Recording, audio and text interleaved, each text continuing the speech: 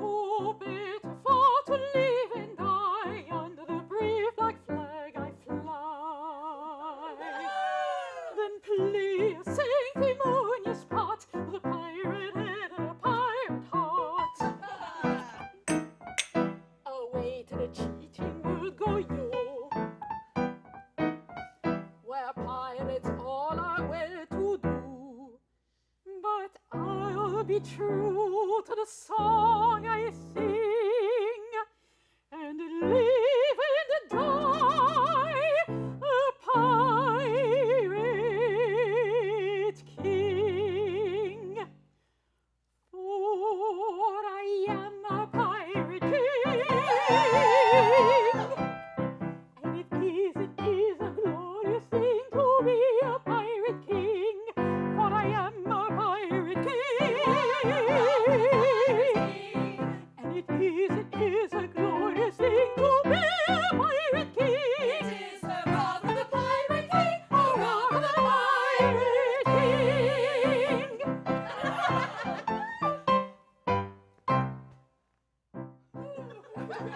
When I sally forth to seek my prey, I help myself in a royal way. I think a few more ships, it's true, than a well-bred monarch ought to do. But many a king on a first-class throne, if she wants to call her crown her own, must manage somehow to get through more dirty work than ever I do. For I am a pirate king, and it is a glorious thing to be a pirate king. For I am a pirate king, and it is a glorious thing to be a pirate king. It is hurrah for the pirate king, hurrah for the pirate king.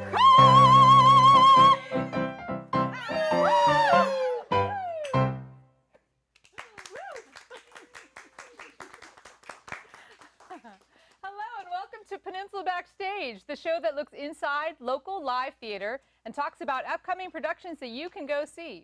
I'm Nina Perry and I'm your host. You just heard "Oh Better Far to Live and Die," sung by Katya Hayati and chorus members from the Bay Area Opera Collaborative, whose production of The Pirates of Penzance is running from September 8th through September 23rd at the Hillview Middle School Performing Arts Center in Menlo Park. Today on Peninsula Backstage, we'll be talking with Madeline Graham, board president of the Bay Area Opera Collaborative, also known as BAYOP, Amanda Robertson, producer of The Pirates of Penzance, and Katya Hayati, who is playing the role of the Pirate King. Madeline and Amanda and Katya, welcome to Peninsula Backstage. Hi, nice to be here. Thank you for being here. And Katya, thank you for starting off our show today. Thank you. You were accompanied by Shannon Wang on the piano, and chorus members Jane Crockford, Lizzie Donahue, Sarah Kishler, Karen Tricomo, and Cordelia Willis. Excellent. So, The Pirates of Penzance is an operetta by the well-known team of Gilbert and Sullivan. For our viewers who might not be familiar with their work, how would you describe their style? Can I just say it's like the Hamilton of 130 years ago? I mean, I would describe it as very light and fun and even bouncy sometimes, while there's some power there. And it kind of juxtaposes the dignity of like English sounding music with some really wacky puns. Okay, great. And what is the premise of The Pirates of Penzance? What are the basics of the story? Without giving too much away. It's kind of convoluted, but it's set in Cornwall, and we have a band of sort of misfit pirates. Misfit? What? Oh, sorry. One of the pirates in our version of the show is Flora, and she's just out of her indentures as a pirate. So the show kind of follows her as she tries to maybe rejoin society, but then, of course, as with most Gilbert and Sullivan, there's sort of a twist, and we find out something that makes it tricky. Bit of a cautionary tale about reading the fine lines of your contract that you sign, and it has something to do with leap year. So. Okay. Yeah. Ooh. So throughout the show, we meet the pirates, we meet the police, ever so brave band of police, and then we meet the Major General and the Major General's wards, and kind of follow their adventures. And in true Gilbert and Sullivan style, it has a magical happy ending. Everything all works Yes. out. Okay, spoiler alert, everything works out. The Major General has one of the most popular songs from the show. I am a very model of a modern Major General. I would Right. A very fast song. Major General is kind of a blowhard. Yes. Yeah. So Okay. it's a character to look forward to. Yes. All right. Now, tell us about your production of the Pirates of Penzance, because something's a little different about it. Yes, yes. Our Pirates of Penzance is set in a sort of alternate universe version of Cornwall. It's the physical setting's the same, the year's the same, but in our version of this world, the women have what are traditionally thought of as men's roles in society. So as you just saw, the pirates are women, because obviously pirates are women. The Major General is a woman, the Sergeant of Police is a woman, and then the wards of the Major General are very dainty, delicate men. Which you'll see soon enough. Yes. Okay. Yes, we will. So what was the inspiration behind this idea to do a gender-swapped version of this operetta? Well, my friend Doreen, who directs in various theater companies around the area, namely Lyric Theater, and she's done a couple of stage manager position roles. So she's basically like, she knows her way around Gilbert and Sullivan productions for sure. You know, she kind of came up with this idea years ago, and since I own this company, I'm like, you know what? Why not? This sounds awesome. I myself have been in both choruses as Both you know, men's and women's. men's and women's choruses, pretending to be a man and pretending to be a woman, and it really actually felt like I had to put on a much different version of myself when I was in the women's chorus. Whenever I'm directed in these Gilbert and Sullivan shows, everyone just automatically affects this, oh, I'm a woman, sort of like, but you don't talk like that or act like that. So I thought, like, it's like actually more natural for the women of today to be more forward about, you know, to take action for themselves, to want to go and do stuff. So I just felt like more natural as a pirate, and then I was also a sailor in the HMS Pinafore, even played straight, so no pun intended. Right. But like, you know, I wanted other people to have the opportunity to kind of act more like themselves, and kind of open up the eyes of the theater world that, you know, this stuff is great, and if you tweak it a little, it can even be a little bit less problematic. Yeah, one of Doreen's inspirations too, or one thing she wanted to accomplish, was to give actors and singers the opportunity to do something different. So like Katja got to sing this amazing song, she sounds fantastic, and it's not a role that, you know, in a traditional production would be open to her. So it gave people some pretty cool opportunities. Right. Yeah, I hope by doing this, you know, people will bring more men's songs and women's songs to the audition and floor, and it won't be frowned upon, and there'll be more gender-blind casting. Great. And one thing that I was excited about when I heard about this project is that I feel that Pirates of Penzance originally is about gender roles. I think that a lot of it is about the duties that people have in society, not just because of their jobs or their position, but also because of their gender. And I feel that what was maybe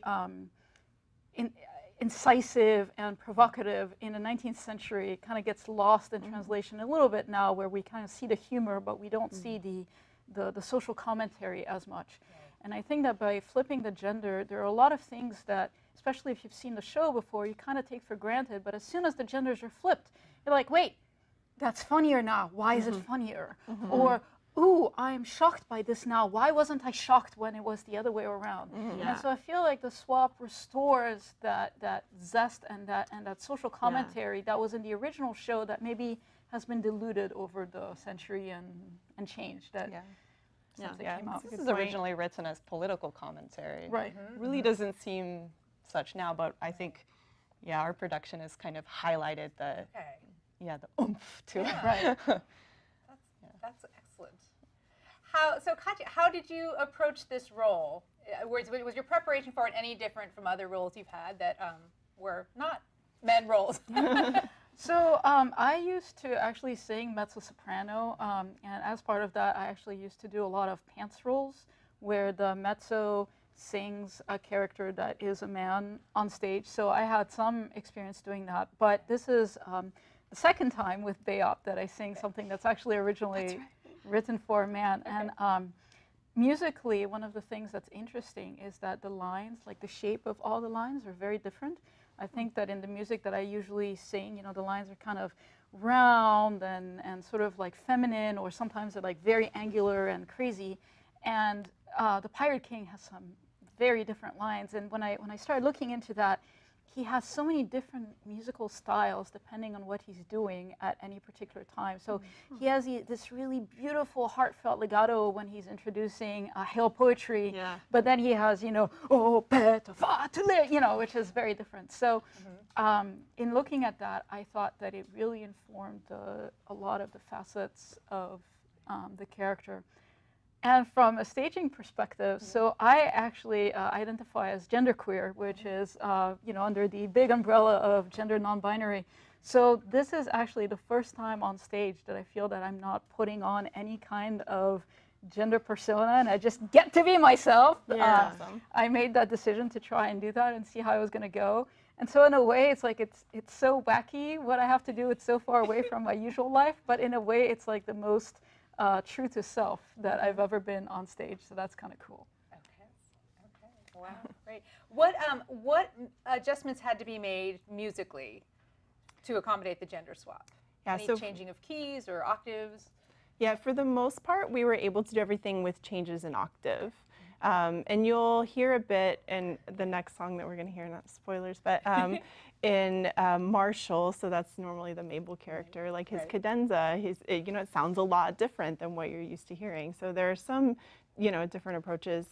There's one song that's in a different key, and so it's normally the character Ruth, and in our show it's Reg. And it's about a minor third higher, I believe, but I think that is actually a song, when I played this production before, it's normally changed if the woman can't sing too low. Okay. Yeah. Or sounds better higher. Yeah, the version of it, we actually got it from a friend of the director, and it was transposed for a normal production, a traditional production, where this actually happens quite often. Yeah, the person they cast as Ruth was a mezzo, and so they transposed it, and it happened to work for us. So just one song that's in a different key, and everything else was achieved by changing octaves. And since Sullivan is so brilliant in his voicing of chords, there's not a lot of wiggle room for that, and so we found that it was best to just have the men sing on the bottom, their normal parts when everyone's singing and you can't really tell. Okay. Right, They're so usually all Hail saying the same poetry. thing. Yeah, so Hail poetry is an example. It's this really beautiful choral moment in the show. And in that case, everyone sings, you're a soprano, you sing the soprano line in the score. Yes. So that's not swap because you can't tell who's singing what. Right. Doesn't matter. So. Yeah. Okay. And it'll just sound amazing, whatever you do. All right. Well, I think we're about to hear another amazing sound. We're going to bring on the wards. So this song is called Poor Wandering One, and David Ressler will be singing the lead part. And I think you mentioned, so his character name is Marshall in your show, and in the traditional, as written, it was Mabel, right? Because it was played by a woman.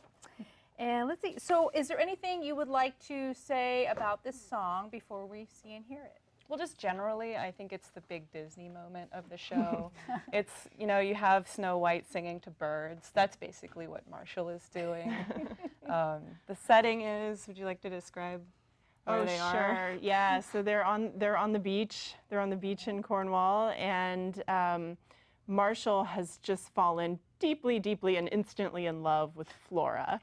And he's sort of chastising his his brothers, his mates, you know, that that she is no longer associated with the old pirates, and she's kind of a new woman, you know, wandering one. While comforting kind of Florida. No, I love you. It's okay. Yeah. Take Yeah. me. Yeah. All right, great. Well, let's watch.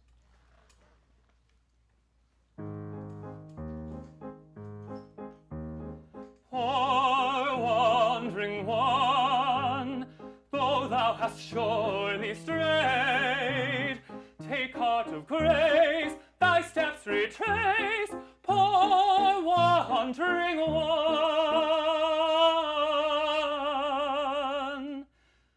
Poor wandering one, if such poor love as mine can help thee find true peace of mind, why take it, it is thine.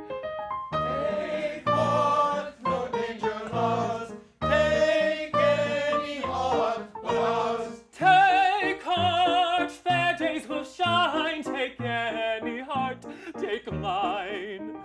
Take heart, no danger lost. Take any heart but ours. Take heart, fair days will shine, take any heart, take mine. Ah, ah, ah,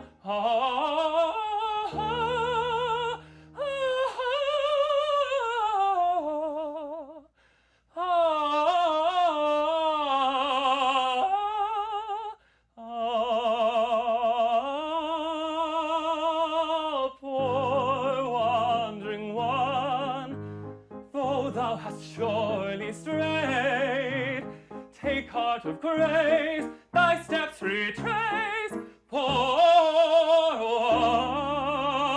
wandering one. Wandering one,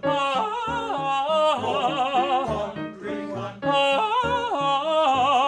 Their days will shine, take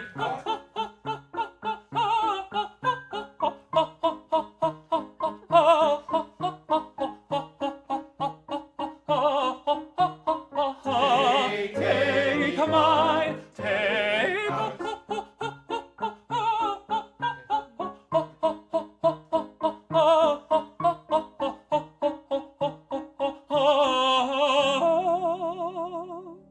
take mine. Heart, no danger lost. Take any heart but ours.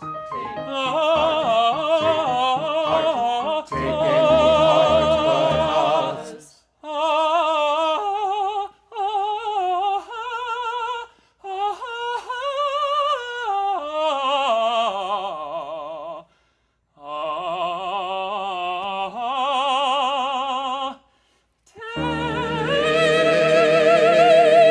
heart but ours. Take heart. Wow. Oh, I can't stop smiling. So awesome. Well, thank you to David Ressler for giving us another sneak peek into Bayop's production of The Pirates of Penzance. He was joined by accompanist Shannon Wang again, and chorus members Nick Heath, Jeff Lampert, John Schmidt, Jim Snell, Paul Wendt, and Ronan Beltracci, and they were conducted by vocal director Laura Berrigan. So, costumes. Let's talk about the costumes. Yeah. Yeah. Yeah, so it's, Costume over. the costumes are something we thought a lot about from the very beginning, because when Doreen and I were first talking about the show and we kind of mentioned it to somebody new, they'd say, oh, is it cross-dressed? And we'd say, no, no, no, no, no. So we wanted to be very clear that it's not that the women in our chorus are playing men, right? They're still women. It's just that in the society, they are police, they are pirates. They're in what we think of as men's roles. So we wanted to make that distinction clear with the costumes. So as you just saw, the wards are, you know, not cross-dressed as women. They are dressed as men, but they have a lot of time to worry about their appearance and sort of fuss around with their nice khaki clothes and their parted hair and looking just fine, you know? Dapper. Yeah, very Yes. dapper, right? And then costumes, I love, and you'll get to see them in the show, are the police costumes. So they're not, you know, pants and jackets, because that would end up sort of just looking like they were dressed like men. Right. I don't want to give it away. Okay. They're really cool though. So our costumer worked hard to find something that was Victorian and, you know, reads as police. You won't be able to miss them, but is still feminine. Okay, very good. Yeah. So our singers today were accompanied by the piano. Tell us about what orchestration there will be for the actual show. We are using the full score original orchestration. And there was no question on like what it should be. Again, like Sullivan is one of those composers that basically wrote perfect orchestrations. There's no holes. You laugh, but it's true. There's hardly any times where the conductor has to be like, all right, there's too many instruments playing. You guys need to hush so that voices can come through. The balance is very perfect. Anyone who's done musicals, you know, has had this problem, especially now, where everything's on microphones and you just have to flip a switch. But they didn't have that back then, so they had to write it. I'm actually like pretty impressed with the orchestra because I am playing in it. And I recruited the string section, and our music director, George Yevchak, recruited the rest.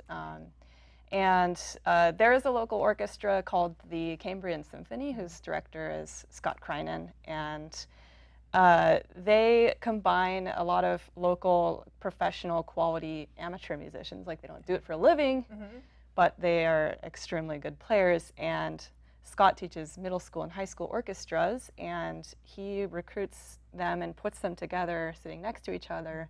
So it's kind of like a multi-generational mentorship program. And I'm like, this is the best thing I've ever seen. Usually when I go into these community orchestras, I'm the youngest person, and it's been like that for 10 years. So, as you know, it's an aging world in the orchestra, and I wanted to fix that problem. And so I recruited some young people I know, and they're already becoming fast friends with the older musicians. And I'm very proud of that aspect of BAOP, and I want to do more of that kind of thing. Okay. And you mentioned the balance between the orchestra and the singer. So, Katja, you have a very powerful voice. Oh, thank you. Will you, and a beautiful voice too. Will you be on a microphone, or will you? No, none of us. Unamplified. No, none of us will be amplified. Great. Yeah, it's very exciting. It's one of the best feelings in the world to sing on top of an orchestra. And as Madeline said, I think Sullivan does that very well. So there's not any portion where, you know, I feel, I gotta push. Well, I hope. But yeah, it's really great to sing unamplified and feel like you have the power of the orchestra under you, carrying you.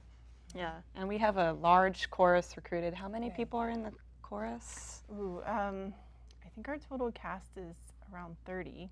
I didn't double check the number. Yeah, so this is But about yeah, we have half of pretty the big- singers. Yeah, So, yeah. So tell us about how you recruit a chorus and work with them, and what, you know, what chorus actors do in addition to, you know, backup singing.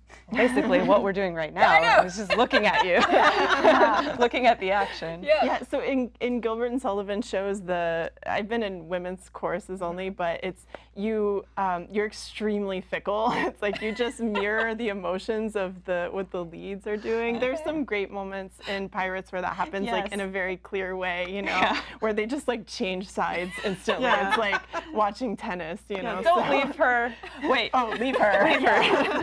Yeah, they just like jump back and forth. How are auditions done? Because Oh, I basically so, let you do that. So. Yeah, we tried to get the word out with, you know, posters and on social media and some emails and things, and had folks come in for auditions. And for us, the process was the same for leads and chorus. We just have everyone fill out a little form, tell us what they're interested in doing, and they sing something.